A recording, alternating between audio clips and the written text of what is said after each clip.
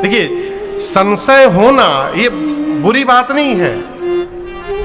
संशय होने के बाद संशय को समाप्त करने का प्रयास न करना ये बुरी बात है। किसी भी विषय पर हम नहीं जानते हैं, ये कोई घटना नहीं है, ठीक है, नहीं जानते। सब व्यक्ति सब विधा में पारंगत नहीं हो सकता। एक हवाई जहाज जा रहा था आकाश में, किसी महापुरुष की कल्पना है, और नीचे खेत में किसान भाई खेत जोत रहे थे। जहाज के पायलट ने किसान को देख के हंसा और कमेंट किया, गंवार आदमी, कुछ नहीं जानता। तो किसान ने ऊपर देखकर कहा, मैं गंवार तो तुम भी गंवार। पायलट ने पूछा, कैसे? किसान ने कहा, मैं जहाज उड़ाना नहीं जानता और तुम खेत जोतना नहीं जानते, तो तुम मेरा काम नहीं जानते, मैं तुम्हारा काम नहीं जानता। हम नहीं जानते, ये कोई घटना नहीं है, बुरी बात नहीं है। हम जानने का प्रयास नहीं करते, ये गलत बात है। घर में जो चतुर आदमी होता है ना, कोई हो तो भाई क्षमा करेगा, घर में जो चालाक आदमी है उसका एक ही स्लोगन है, हमको तो आता ही नहीं है। ना हम कहेंगे आता है, ना हमको कोई करने के लिए कहेगा। और यदि बरबस कोई करने के लिए कही दे, अब जैसे पांव दबाने का है, जिसको पांव दबाने का मन तनिक भी नहीं है, उससे भूल कर भी पांव न दबवाया जाए। क्यों? यदि आपने कह दिया दबाने का, तो ऐसा दबा देगा कि आप हाथ जोड़, भैया रहम करिए हमारे ऊपर। हमारे शरीर में इतना दर्द है यात्रा के कारण, लेकिन हम कहां किसी से बोल रहे भैया दबा दके हो, डरे नहीं बोल रहे हम। हमारे एक बड़े प्रिय है, मैं पिछली बार जब टिकट जो चेंज कराए आप मेरा, दिल्ली की जगह बंबई उतरे, तो उनके घर गया, कुछ आवश्यक कार्य था, तो रात में 2 बजे पहुंचा, सीधे बंबई उनके घर गया। अगले दिन दोपहर में कलकत्ता जाना था, तो हमसे बोले रात में, महाराज जी मेरा सेवक है, बहुत अच्छा दबाता है, आप थके महाराज जी बहुत, सुबह तेल गरम करके उससे कहता हूँ एक बार शरीर मालिश करवा लीजिए। बोले ठीक है भैया। अब वो सवेरे 8 बजे तेल गरम करके लाया, दबाया तो, लेकिन कलकत्ता जाते जाते शाम तक हमको बुखार हो गया। मैं सत्य बता रहा हूं, वो इतना जोर से दबा दिया था। उसके बाद फिर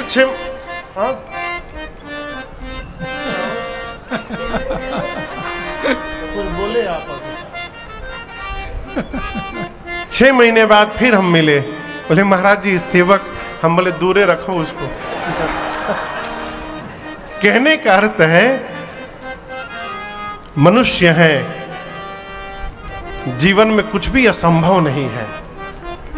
हमारे पूज्य महाराज से एक पद गाते हैं, कोई काम दुनिया में मुश्किल नहीं है, कोई काम दुनिया में मुश्किल नहीं है, कोई काम दुनिया में मुश्किल नहीं है, कोई काम दुनिया में मुश्किल नहीं है।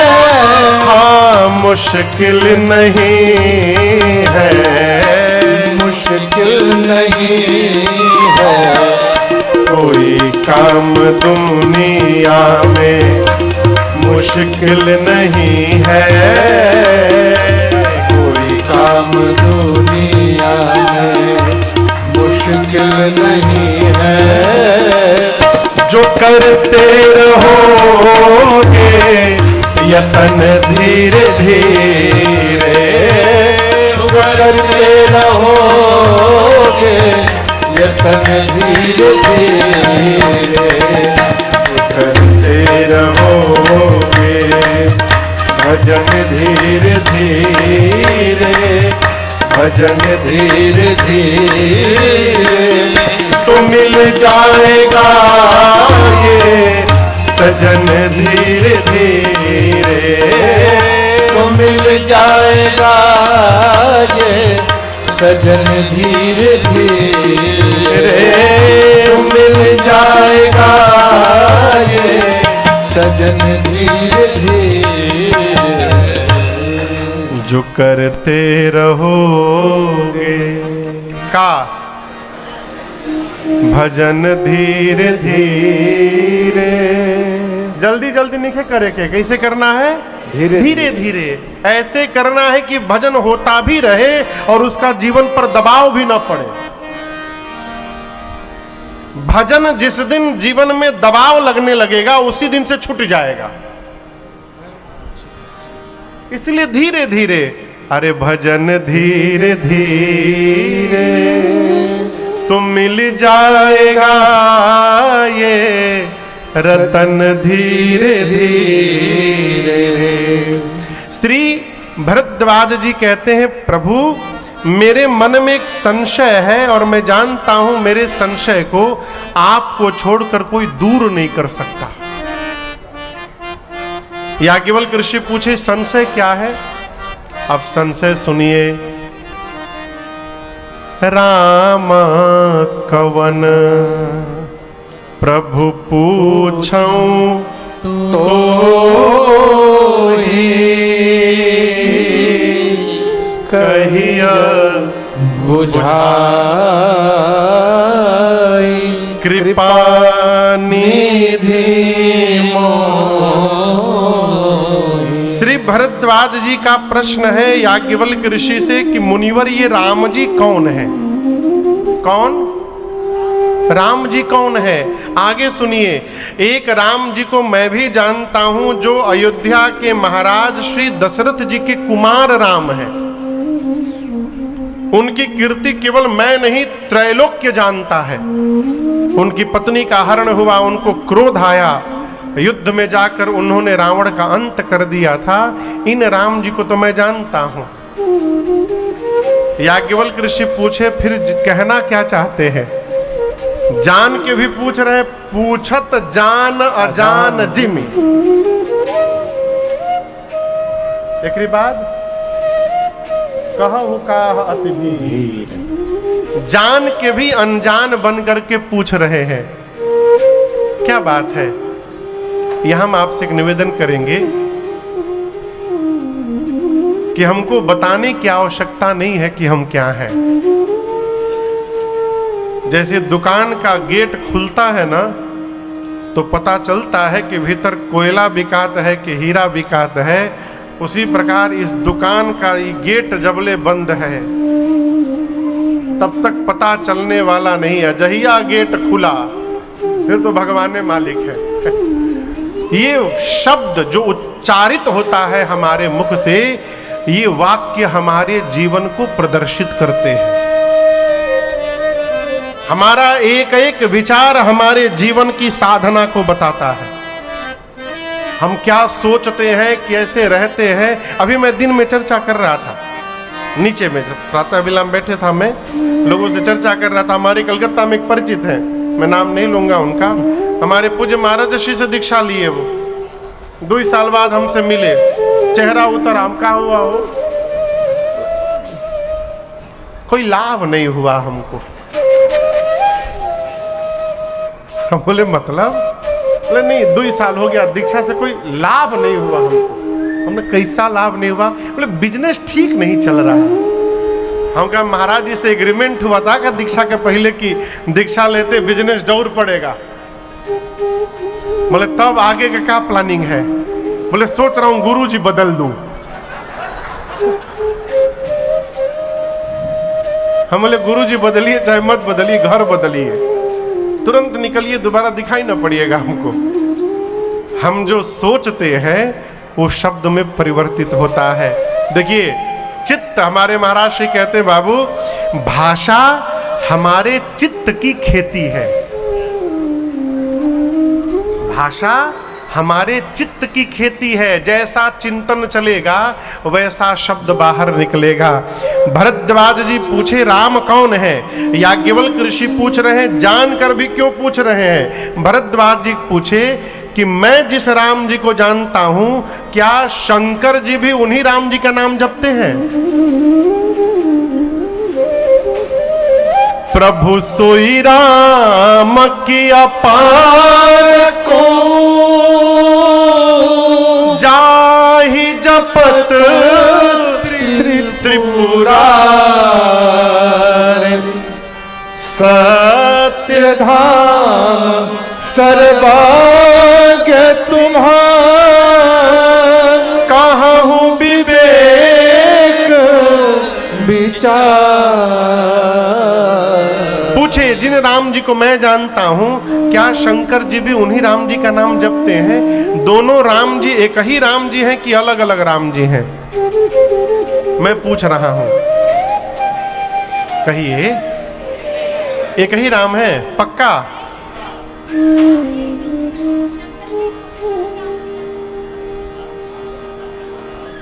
इतना तो सोचबे नहीं किए थे।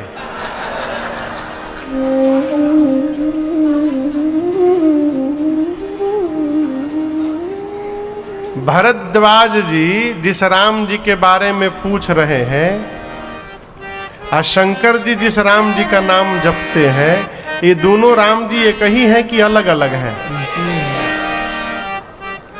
वो छोटके राम जी न बड़ हुए थे?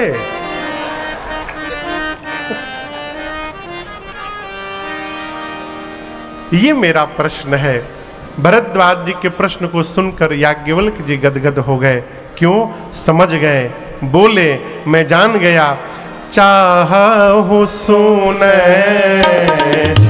राम गुण गूढ़ा, चाहूं सुने राम गुण गूढ़ा, किन्हें हो प्रश्न मनहु अति मूढ़ा, किन्हें हो प्रश्न मनहु अति मूढ़ा।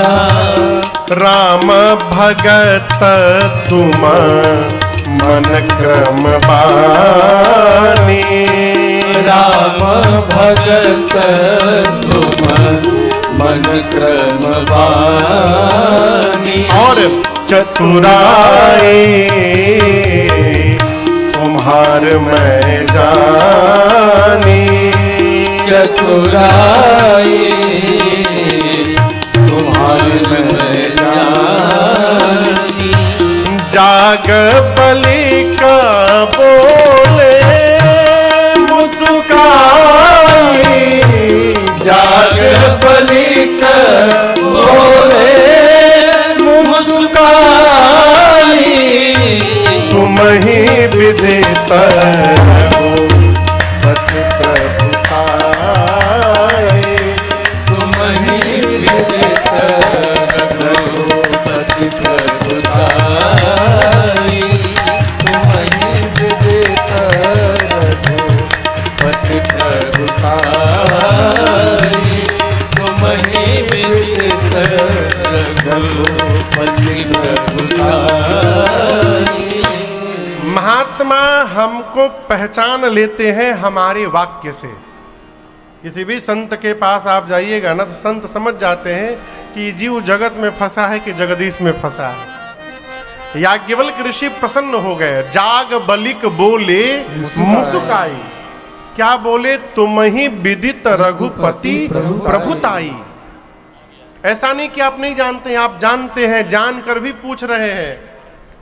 मैं आपकी चतुराई समझ गया। आप राम जी की गूढ़ कथा सुनने के लिए स्वयं को मूढ़ बना लिए हैं। ये आपकी चतुराई है। और याद रखिएगा, बिना सब कुछ जानकर भी अपने श्रेष्ठ के सामने अनजान बन करके बैठना, ये बिना सद्गुरु की कृपा के प्राप्त होने वाला नहीं है। समाज में जिसको कुछ नहीं मालूम, वो पहले माइक लेवे के तैयार बा। जिसको कुछ नहीं मालूम, वो सरकार कार्ड छपवाए पड़ा है कि हम सब जान रहे हैं। जानकर भी अपने श्रेष्ठ के आगे अनजान बनना ये सदगुरु की कृपा है। इसलिए गोस्वामी तुलसीदास जी बार बार कहते हनुमान जी से, जय जय जय हनुमान गोसाई, कृपा करहु कैसे गुरुदेव की नाई। हे हनुमान जी, मेरे गुरुदेव भगवान ने जैसे मेरे ऊपर कृपा की वैसी कृपा आप भी कर दीजिए। गुरु जी ने कैसी कृपा कर दी गोस्वामी तुलसीदास जी के ऊपर?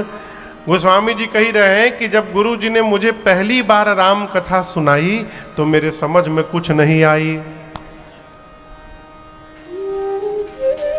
मैं पुनि निज गुर सन सुनी कथा सुसुक रखे, समुझी नहीं तस बालपन तब अति रहे अच्छे। गोस्वामी जी कहते हैं मेरे गुरु जी ने मुझे जब पहली बार कथा सुनाई तो मैं बहुत छोटा था, बालपने में था, अचेतन मन था मेरा, मेरी चेतना जागृत नहीं हुई थी।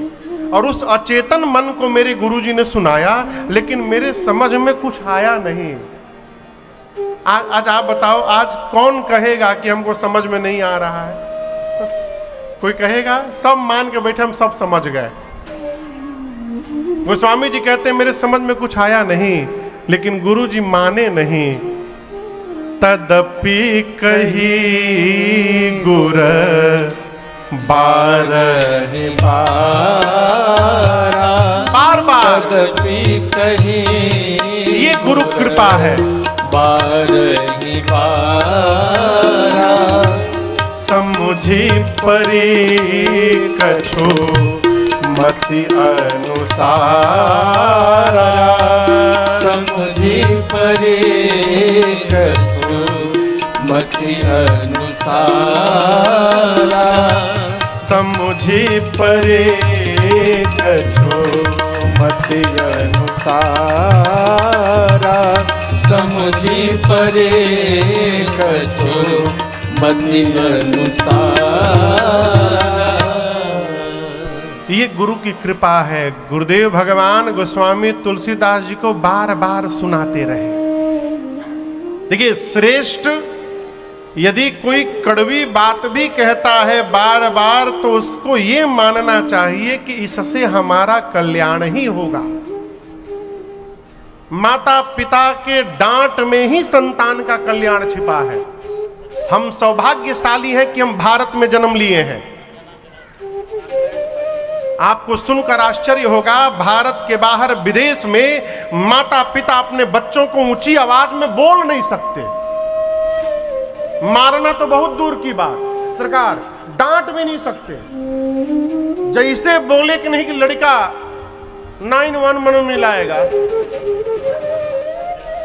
911 समझ में आ रहा है? पुलिस मैं यहां थोड़ी बुलाया जाता है, हम वहां का बता रहे हैं।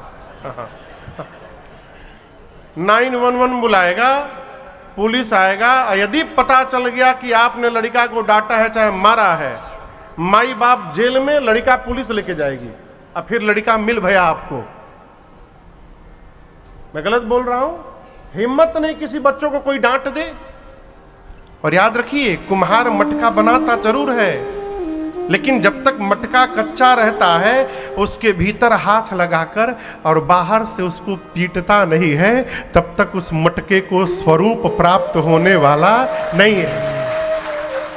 इसलिए घर में माता पिता की डांट मिल रही है, इसको जीवन का सौभाग्य समझिएगा। कमी का पता उस दिन चलता है माई बाप जिस दिन घर में कोई डांटने वाला ना हो। इसलिए कोई डांट रहा है उसको सौभाग्य समझिए। सद्गुरु का क्रोध भी शिष्य का कल्याण करता है। हमारे मानस में प्रसंग है, गौतम ऋषि ने अपनी अर्धांगिनी मेरी मां अहल्या को श्राप दे दिया। क्या दे दिया? श्राप दे दिया। समाज की दृष्टि में श्राप था, लेकिन अहिल्या जी के लिए वही उद्धार का मार्ग था। राम जी जब पहुंचे हैं और भगवान के चरण रज का स्पर्श हुआ मां अहिल्या के ऊपर, और माँ पत्थर से चैतन्य हुई। तो राम जी ने पूछा कि आपके पति ने आपको शाप दे दिया? अहिल्या मैया ने पूछा कि ये बात आपसे प्रभु किसने कह दी? तो राम जी बोले कि गुरु जी बता रहे थे अभी, विश्वामित्र जी, गौतम नारी श्राप बस उपल देह धरी धीर। गुरु जी बताएं कि ये गौतम ऋषि की अर्धांगिनी अहिल्या सकल कथा मुनि कहा अभिषेकी। गुरु जी बोल रहे थे कि आपके पति ने आपको शाप दिया। अहिल्या मैया ने कहा राम जी से, प्रभु अब के पहले मुझे भी लग रहा था कि मेरे पति ने मुझे शाप दे दिया है, लेकिन अब जाके पता चला है उन्होंने शाप नहीं दिया था, उन्होंने मेरा उद्धार किया था। नाथ, यदि शाप न मिलता तो आज अहिल्या को राम का दर्शन कैसे प्राप्त हुआ रहता? ये श्रेष्ठ के क्रोध का परिणाम है। मारीच कहते हैं, निर्वाण दायक क्रोध जाकर भगति अवस ही बस कही। इसलिए घर में यदि कोई डांट रहा है हमसे बड़ा, तो इसको सौभाग्य मानिए। गोस्वामी तुलसीदास जी को समझ में नहीं आई, लेकिन उसके बाद भी गुरु जी बार बार समझाते रहे। अब गोस्वामी जी कहते हैं, बार बार गुरु जी के कहने से समुझी परी कछु मति अनुसारा। आज घर में किसी को एक बात 3 बार कह दीजिए, फिर देखिए जवाब। हम बहरे नहीं हैं, सुनाई पड़ता है? कृपा करहु गुरुदेव की नाई। यहाँ याज्ञवल्क ऋषि ने भरद्वाज जी से कहा कि आपने राम कथा पूछी, मैं बताऊंगा, परंतु उसके पहले बीच में एक दूसरी कथा सुनाता हूं। और कथा को लेकर गए त्रेता युग में। किस युग में? चौपाई का दर्शन करिए। बाबा कहते हैं, एक बार त्रेता जुग माही, एक बार त्रेता जुग माही, शंभु गए कुंभज ऋषि पाहे, शंभु गए कुंभज ऋषि पाहे, संग सते जग जननी भवानी, संग सती जग जननी भवानी, पूजे ऋषि अखिलेश्वर जानी, पूजे ऋषि अखिलेश्वर जानी, राम कथा मुनि वर्ग बखानी, राम कथा मुनि वर्ग बखानी, सुने महेश परम सुख मानी, सुनी महेश परम सुख मानी, सुने महेश परम सुख मानी, सुनी महेश परम सुख मानी। एक बार त्रेता युग में भगवान शंकर अपनी अर्धांगिनी मां सती के साथ, ये पार्वती जी का पिछला शरीर, सती मैया के साथ भगवान शिव कैलाश से उतरे दंडकारण्य में श्री अगस्त्य मुनि के आश्रम में राम कथा सुनने के लिए गए। अच्छा आप बताइए, आपके घर शंकर जी आ जाएंगे तो आप क्या करिएगा? बौरा जाएंगे। बौराने के बाद क्या करिएगा?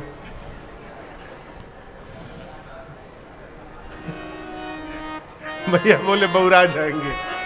सही में बौरा जाएंगे। बौरा जाना समझते हैं? पगला जाना। अचानक भगवान भेटाई जाए तो केहू पगला जाएगा। तो उसके बाद थोड़ी देर बाद तो थोड़ा संभलेंगे, फिर क्या करेंगे? पूजा करेंगे, उनको बिठाएंगे, पांव पखारेंगे, पूजन करेंगे। ये सब काम अगस्त ऋषि किए शंकर जी और सती मैया के साथ। लेकिन यहां हम आपसे एक बात करें, हमारे श्रेष्ठ की यदि किसी में श्रद्धा है तो उस श्रद्धा को लेकर हमको अपने मन में तर्क नहीं करना चाहिए। आप समझ रहे मेरी बात को? शंकर भगवान गए अगस्त मुनि से राम कथा सुनने। अगस्त ऋषि शंकर जी के और सती जी के पांव में बैठकर पूजन करने लगे। सती मैया सोची ये का कथा सुनाएंगे, ये कथावाचक होके श्रोता की आरती उतार रहे हैं। अब परिणाम एक देखिए, एक बार यदि कुंठा मन में इस ग्रंथ, इसको श्री रामचरितमानस को ग्रंथ कहते हैं। ग्रंथ कौन? जो हमारे मन की ग्रंथि को खोल दे वो ग्रंथ है। यहां जो ग्रंथियां पड़ी हैं उसको जो खोल दे उसका नाम है ग्रंथ। लेकिन सुनने के पहले ही ग्रंथि बांध के बैठ गए कि काने में न जाए, फिर तो भगवान मालिक है। मां सोची ही क्या कथा सुनाएंगे, और इसका परिणाम क्या हुआ? पूरी राम कथा हो गई। सती मैया केवल बैठी रही, सुनी नहीं। सुना कौन? सुनी महेश, और परिणाम परम सुख मानी। सुनी महेश परम। बाबा गदगद हो गए सुन करके। देखिए, ये यहाँ एक बड़ा अद्भुत सूत्र है। कई लोग, बुरा न मानिएगा, 4-5 घर वालों को लेकर के जाते हैं ना कहीं कथा में, तो बेचारे पूरे 3-4 घंटे इसी में परेशान रहे। घर वाले सुन रहे कि नहीं रहे, तो बैठो यहाँ पर। कभी वो लड़का को बिठाएंगे, कभी उसको बिठाएंगे। इसी चक्कर में घरवा वाले तो सुन भी लेते, एकदम वो नहीं सुन पाते। ये शंकर भगवान से सीखने योग्य विषय है। बाबा मैया के साथ गए, बाबा कथा में बैठे। अब मैया सुने चाहे न सुने, भगवान शंकर को तो सुनना है। वो अपने आनंद में पूरी कथा श्रवण कर गए। सबको ठीक करने के चक्कर में खुदे बिगड़ जाते हैं। इसलिए कथा कहती है सबको ठीक ना करिए। हमारे महाराज जी कहते हैं, बाबू जो सबको ठीक करता है, घरवा वाले मिलके उसको ठीक कर देते हैं। ठीक ना करिए, ठीक रहिए। जिसको ठीक होना है वो अपने आप आपको देखकर ठीक हो जाएगा। कहने से कोई ठीक होने वाला नहीं है।